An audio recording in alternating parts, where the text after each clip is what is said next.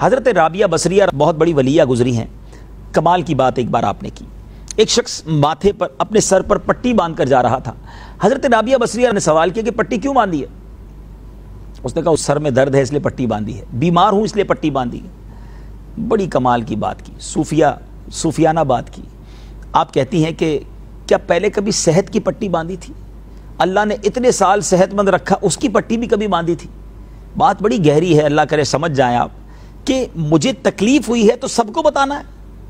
ایسا نہیں کہ پٹی باندھنا منع ہے، مگر یہ بات بڑی گہری ہے کہ آج پرابلم یہ ہے کہ مثال کے طور پہ کاروبار میں کسی کو بہت اچھا پروفٹ ہو جائے تو وہ کسی کو نہیں بتاتا، خاص طور پہ گھر والوں کو تو بالکل نہیں بتاتے کہ بھائی بتا دیں گے تو خرچے بڑھ جائیں گے.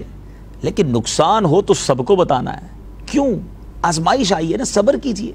اچھا ایک اور عجیب سینیریو ہے، سب کو بتایا اور آخر میں کہتے ہیں جناب ہمارا کام تو صبر ہی کرنا ہے، بس صبر ہی کر رہے ہیں. اب آپ صبر نہیں کر رہے، آپ نے اس مصیبت پر پہلی بار ہی میں صبر کرنا تھا. اللہ پر چھوڑ دیجئے نا. وَأُفَوِّضُ أَمْرِي إِلَى اللَّهِ إِنَّ اللَّهَ بَصِيرٌ بِالْعِبَادِ. میں اپنے کام اللہ کے سپرد کرتا ہوں.